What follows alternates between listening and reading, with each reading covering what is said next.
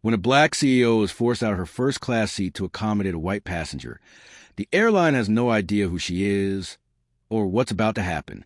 Minutes later, she freezes a $120 million deal. But what follows is far more powerful than revenge. It's a legacy.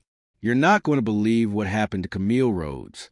I mean, this was supposed to be just another business flight from Chicago to Vancouver. Routine. Before we dive into story, please subscribe my channel to help to reach 1K subscriber. But what happened on that plane? It turned into a headline the world couldn't ignore. Camille steps onto the plane dressed in a charcoal gray pantsuit that could cut glass. The kind of outfit that says power without her having to say a word. She's headed to finalize the biggest deal of her year, a $120 million freight distribution contract with Northern Airline, Canada's struggling national carrier. She's already saved them once with her firm's AI-powered logistics system, and this meeting was supposed to make it official. She walks down the first-class aisle and takes seat 1D, right side aisle, her favorite. Easy to get in and out, enough privacy to review her notes. She crosses her legs, opens her laptop, and starts going over her speaking points. Then it happens. A flight attendant in a red blazer walks up, smiled just a bit too stiff, and leans toward her like she's about to deliver coffee. But instead, she says, "Ma'am, I'm going to have to ask you to move to economy. We've reassigned your seat." Camille blinks. "Sorry." The attendant straightens. "There's been an upgrade request. One of our Platinum Elite passengers needed this seat. We've moved you to 21B. Camille slowly closes her laptop and looks past the attendant. That's when she sees him. White man, late 50s, beige blazer, no tie. You know the kind. He's standing there with a carry-on bag, and this bored look on his face, like all this is an inconvenience. Like she is the inconvenience. "I booked this seat 2 weeks ago," Camille says, calm and direct. "It's on my itinerary." "Yes, ma'am, but we've made some adjustments. We'd appreciate your cooperation." The cabin's watching now. Eyes flicker over their newspapers. Heads turn. Camille doesn't shout. She doesn't argue. She's dealt with bigger disrespect than this. She simply stands up, straightens her blazer, walks past a man now sinking smugly into her seat, and pulls out her phone. "One call. That's it. Derek," she says softly. "Scrap the Northern Airline deal. Effective immediately." A pause on the other end. "Yes, the full $120 million freight contract. Pull it all. We'll go with Frontier Global." She doesn't even hang up angry. She's focused, precise, surgical. Then she walks to 21B middle seat, sits between two strangers, and opens her laptop like nothing ever happened. But everyone watching, they felt it. Something had happened. Something big. And by the time Northern Airline figured out what they just lost, Camille Rhodes was already 10 steps ahead. Like she always is. Now, let me tell you something about Camille Rhodes, because what happened on that plane didn't come out of nowhere. She didn't just get lucky with power. She built it from scratch, piece by piece, with no safety net beneath her. Camille grew up in Gary, Indiana.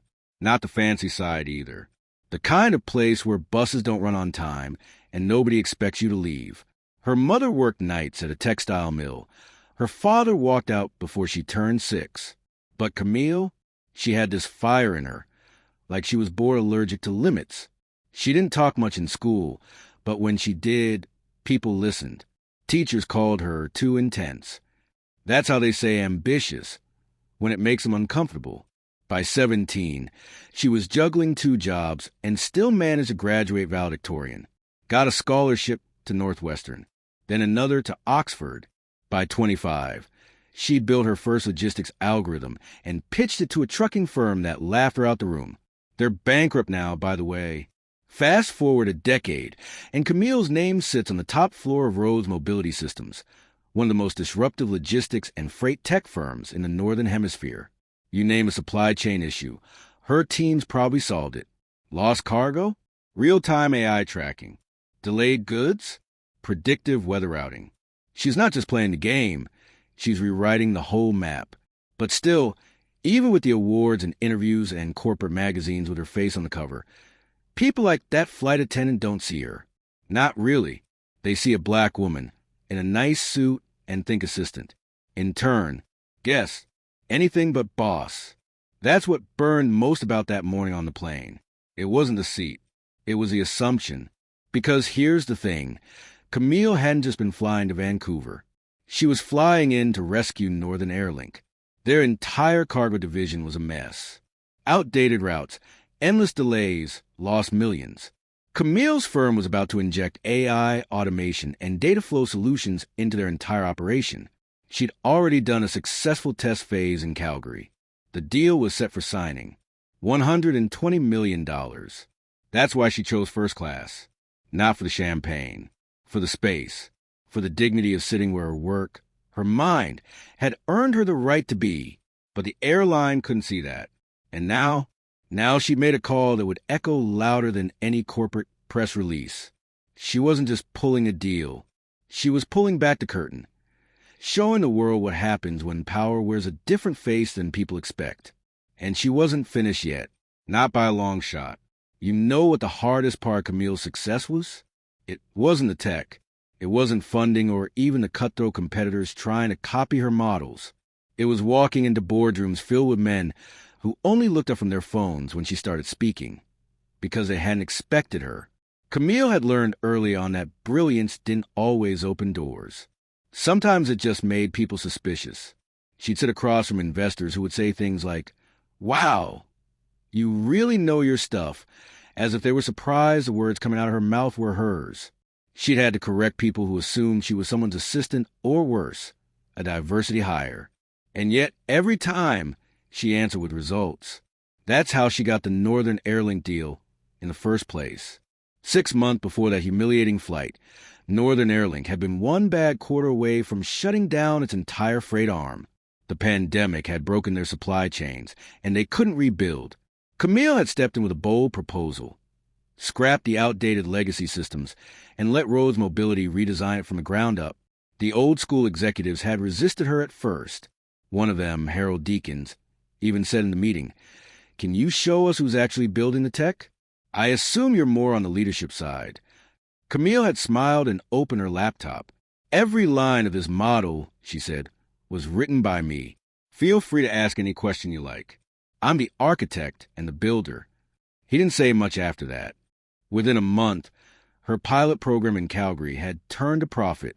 2 months later, delivery times were down by 33%, and the board was finally listening. Well, most of them. See, even when Camille won, she didn't really win. There were still whispers, still side glances. Even when she was saving their entire business, they treated her like a temporary solution. So by the time she got on that plane to Vancouver, Camille wasn't just headed to ink a deal.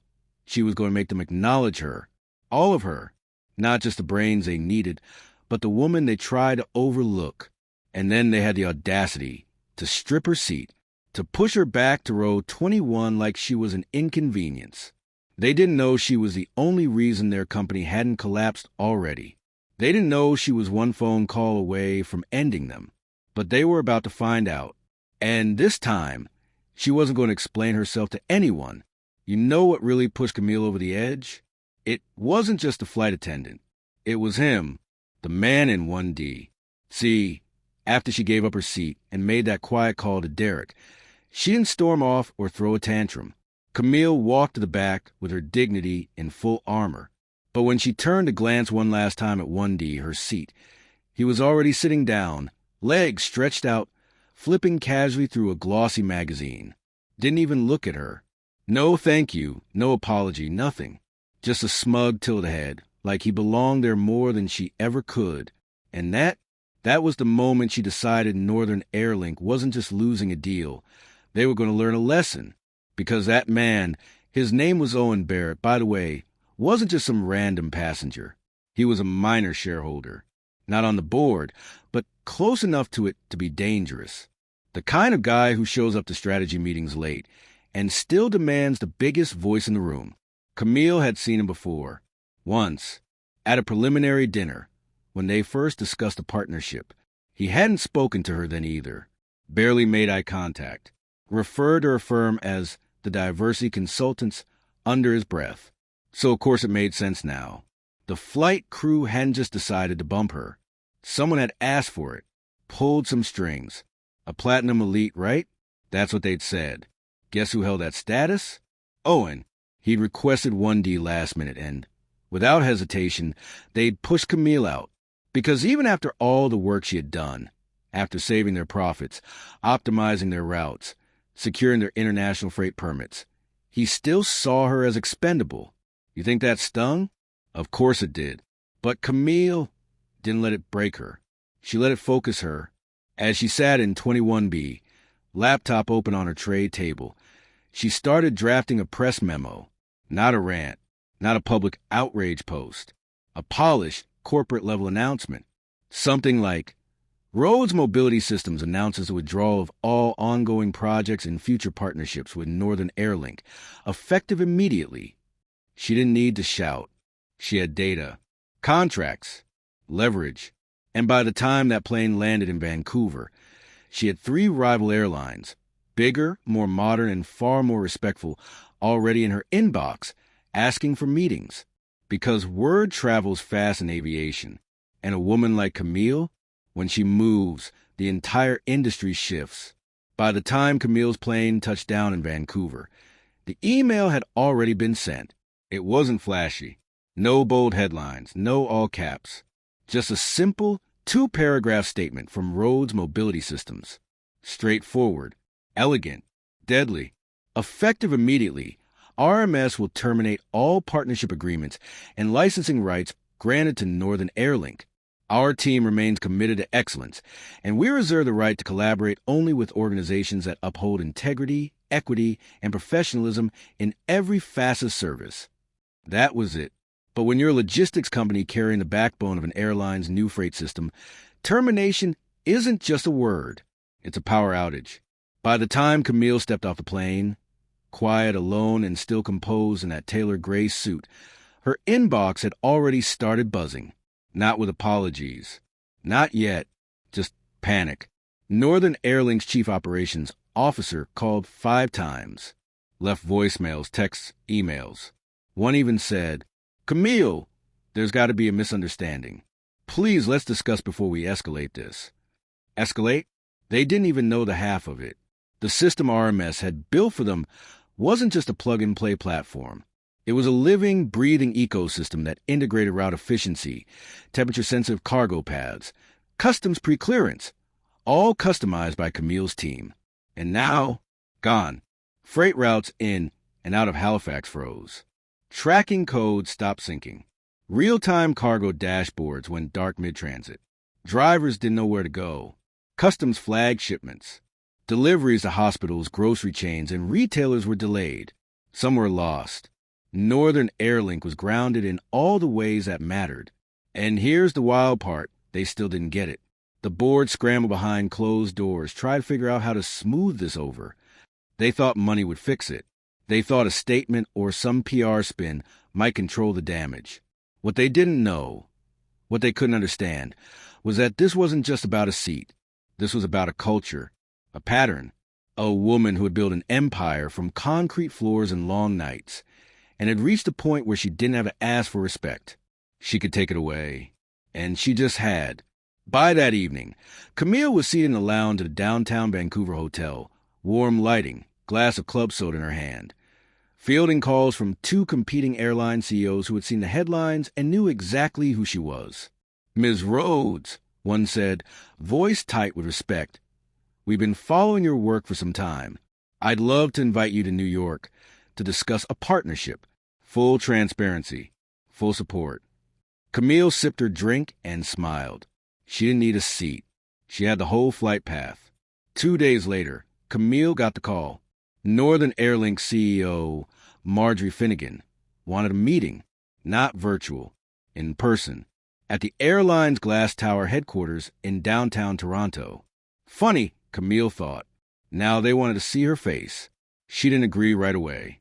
She let the requests sit, let them sweat, let the cancellations pile up. The media start asking questions. The investors start dialing. Let the silence remind them who had the power now. When she finally said yes, It wasn't because she needed to be there. It was because she wanted them to see. She walked into that boardroom like she was walking into a courtroom. Slate gray pencil dress, smooth leather heels, no assistant, no binder, no laptop, just presence. It was all she ever needed anyway. Marjorie stood up quickly. "Camille, thank you for coming." The others mumbled their greetings, eyes low. Not one of them mentioned the incident. Not one of them said, "We're sorry," because deep down, they didn't think they did anything wrong. That's what made it worse. Marjorie gestured to a chair across from the long table. "Let's talk through this. We understand there's been confusion." Camille didn't sit. "I'm not confused," she said, voice calm, clear. "Your airline removed the lead strategist of your largest freight transformation from first class for a shareholder who's done nothing but collect dividends." A few faces flinched. Not Owen's. He was there too, sitting at the far end of the table, arms folded, arrogant as ever. Still didn't see the problem. Camille turned slightly toward him. "And you, Mr. Barrett, personally requested my seat, knowing full well who I was, knowing why I was on that plane." Owen shrugged. It wasn't personal. She smiled without warmth. "That's the point." Silence. She let it stretch. Then she turned back to the table. "See, the tech we provide isn't just numbers. It's trust. If your airline can't recognize or respect the people delivering your future, then you don't deserve the future we were offering." Someone tried to interject. A younger exec in a Navy suit. "We can fix this," maybe a statement, or... Camille raised a hand. No statements. No damage control. This wasn't a PR mistake. It was a leadership failure. And I don't partner with people who only see value when it looks like them. And then, finally, Marjorie said it. "We're sorry." Too late. Camille nodded once. "Thank you. But I'm not here for an apology. I'm here to make sure this never happens again to anyone." She pulled a folder from her purse. Just one, and slid it across the table. A non-compete clause. Signed. Filed. RMS would not work with Northern Airlink or any of its subsidiaries for 5 years. The airline's last hope for revival? Gone. And with that, Camille turned and walked out, heels clicking like punctuation marks across the marble floor. She hadn't just ended a contract. She had set a new standard.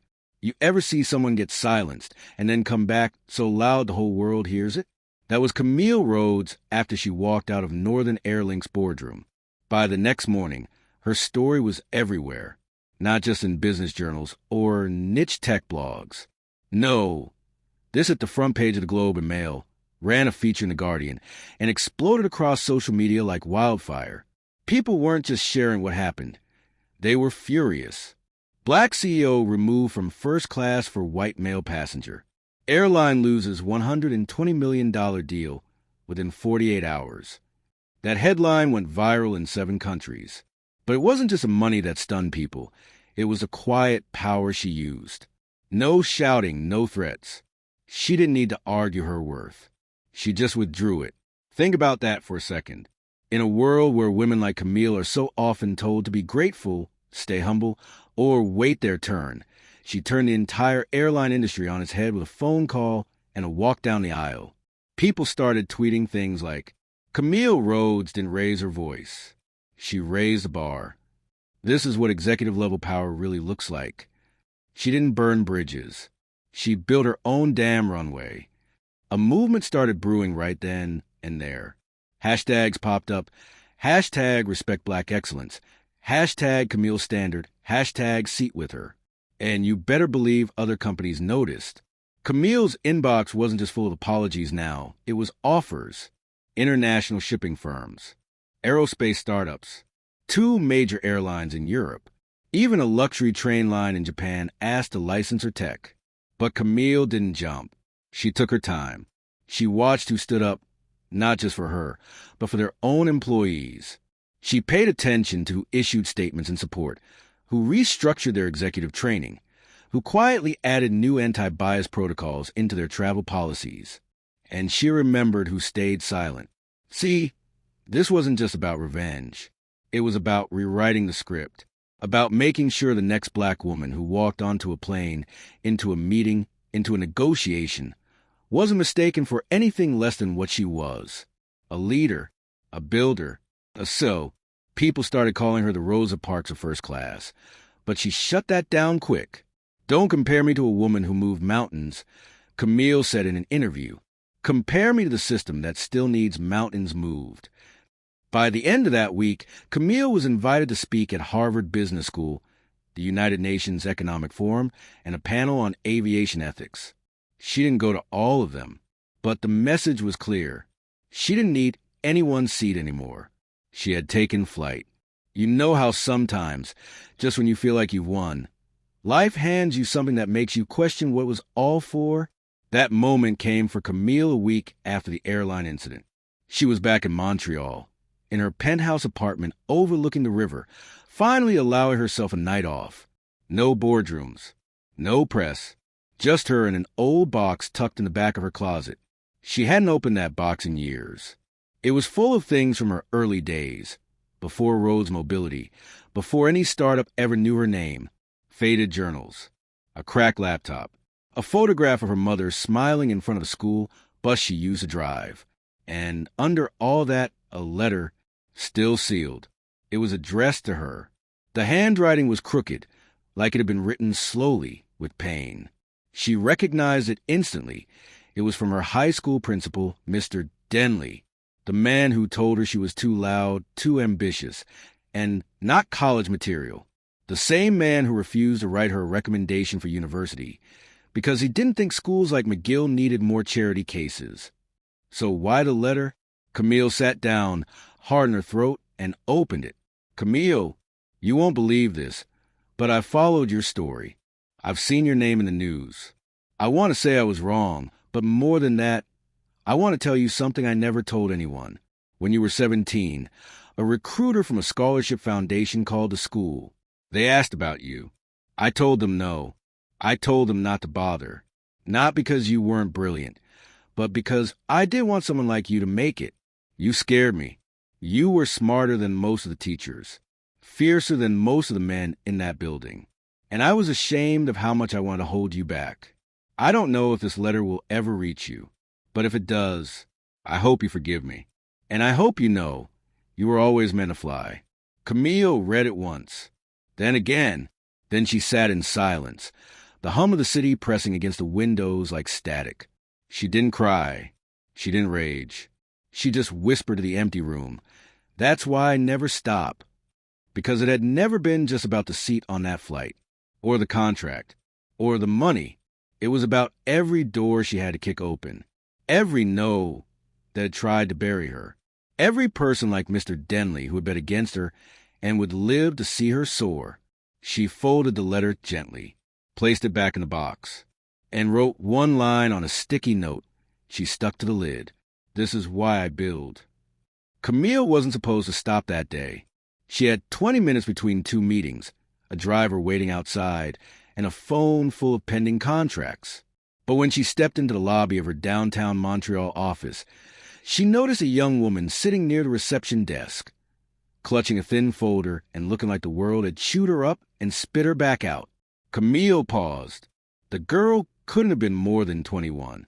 Petite, dark skin, natural curls pulled into a puff, dressed in a blazer 2 sizes too big, and sneakers that had clearly seen better days.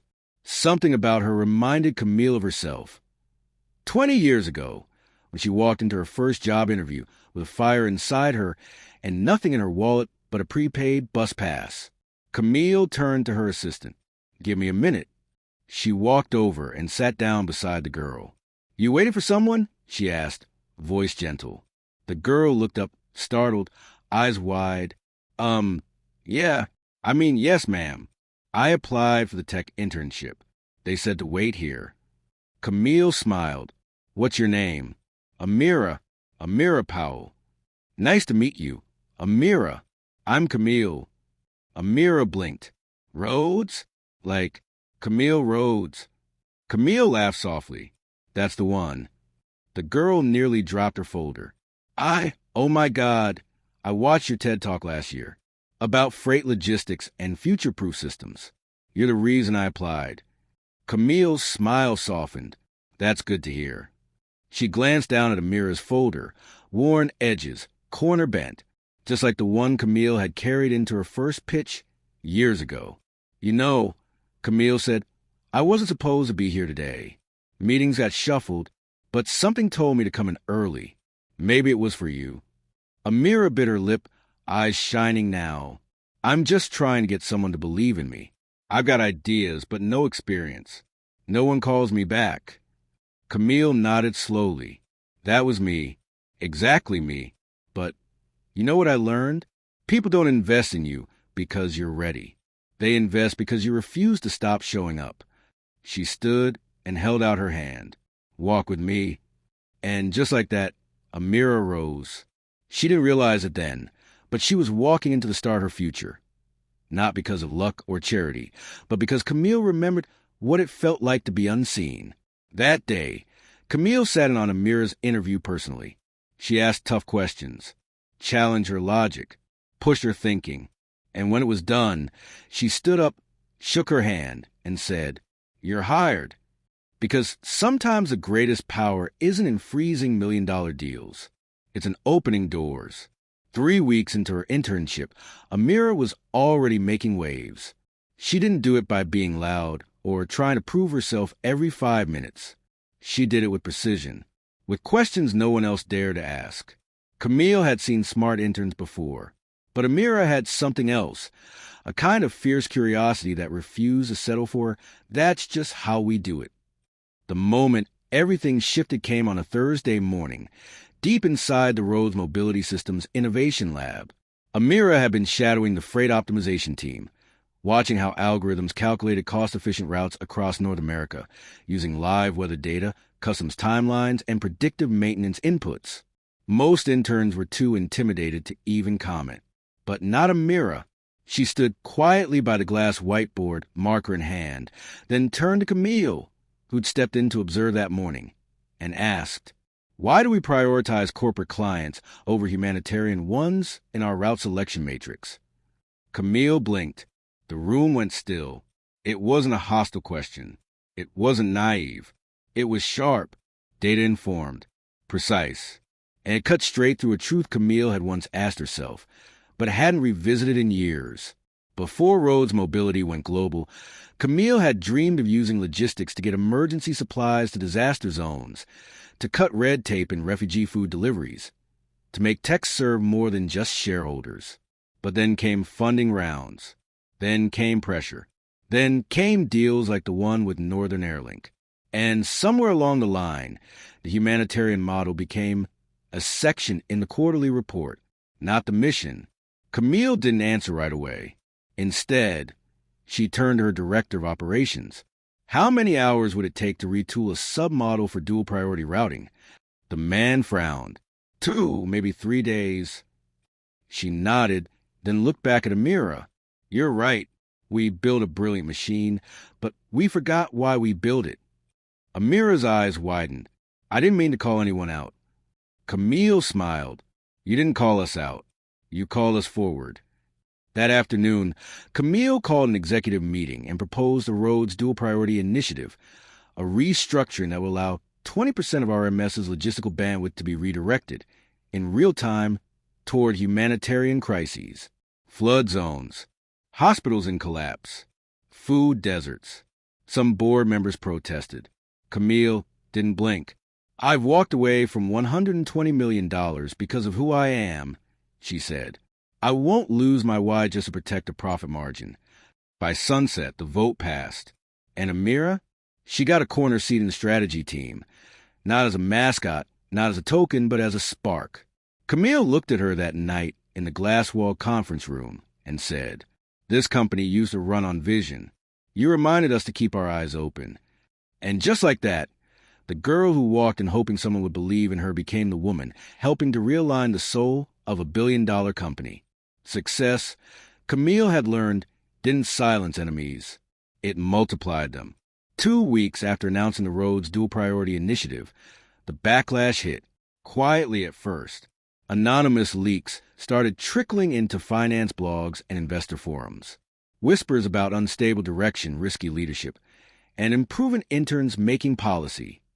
A fake email thread, a forged memo, articles with headlines like, "Is Rhodes Mobility losing its edge under Camille Rhodes' vision shift?" Humanitarian deliveries, philanthropy or PR play. Then came the blow that made Camille pause. An email forwarded from one of their top investors. Heard from a source that Northern Airlink is behind the smear, trying to tank your valuation before the next tech summit. Of course, retaliation. Camille sat in her office that night long after the lights went out across the tower. She looked out at the skyline of Montreal, calm and golden, but inside her head was a storm. She had anticipated consequences when she walked away from the $120 million deal, but she didn't expect the campaign to be this calculated or this dirty. RMS's valuation had dipped 3%, then 5%, then 8%, just enough to shake nerves but not enough to be traced. And the worst part? Amira saw it. Camille caught her in the elevator one morning, eyes shadowed, shoulders tight. "Did I mess something up?" Amira asked quietly. "Did I push too hard?" Camille shook her head. "No, they're scared. That means we're doing something right." But privately, she knew they had to act. And fast. She convened a war room. Just 8 people. No PR team. No legal buffer. Just strategists, engineers, a crisis analyst, and Amira. "What do you do?" Camille asked the room. "When someone tries to write your obituary before you're done living." Amira looked up, face calm. "You speak louder. Not in words. In proof." And that was the plan. Within 72 hours, RMS did something it had never done before. They opened their humanitarian logistics dashboard to the public. Real-time data. Transparency on fuel use. Delivery success rates. Impact regions. They live-streamed the rerouting of trucks to deliver insulin to a flooded rural town in Kentucky. Partner with a drone company to drop emergency kits in northern India after a landslide. All backed by data and all coordinated within the RMS platform. The results? Donations from 3 global health NGOs. An emergency partnership request from the UN. And a front-page article titled, "Rhodes Mobility Silences Critics with a New Kind of Power. Proof." Camille didn't gloat. She didn't tweet. She simply walked into the office the next morning, found Amira already at work, and handed her a folder. Full-time leadership contract. "Welcome to the Future Systems Division." Amira's eyes brimmed with tears. "Camille, I don't even know what to say." Camille smiled. "Then don't say anything. Build." The offer came in a white envelope. No email. No assistant. No noise. Just a courier waiting outside Camille's office on a rainy Thursday morning, holding something that didn't look important, but weighed heavier than anything she'd opened all year. Inside, a single sheet of ivory paper. Letterhead, Global Net Transit Group, Geneva, Ms. Rhodes. "You are hereby invited to serve as chairwoman of the newly forming United Coalition for Ethical Logistics, UCL, a global initiative backed by 8 nations and 2 private networks, aimed at restructuring international cargo pathways to prioritize life-saving delivery systems across continents." This is not a contract. It is a calling.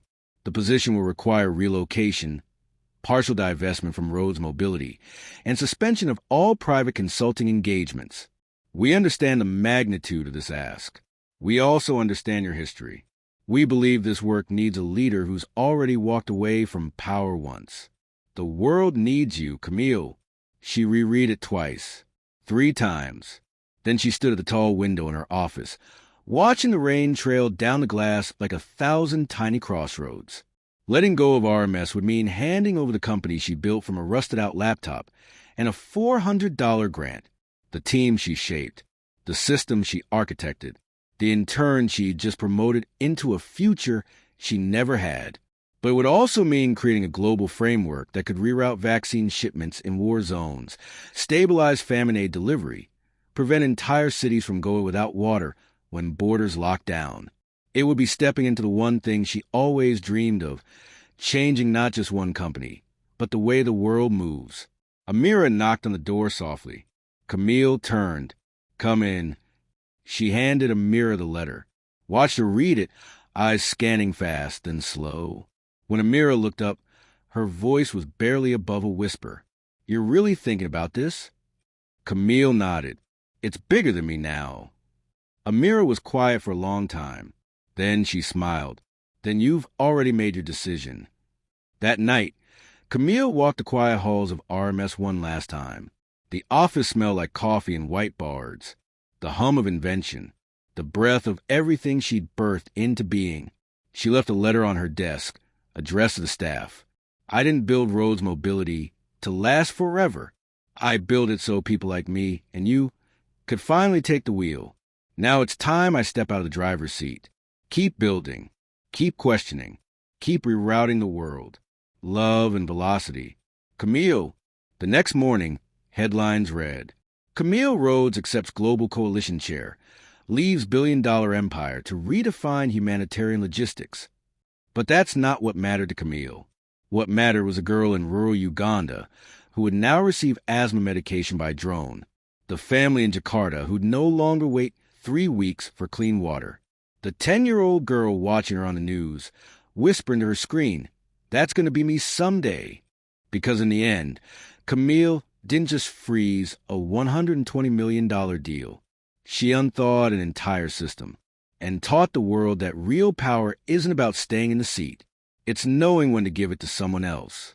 Do comment from which country are you watching this video. Thanks for watching this video.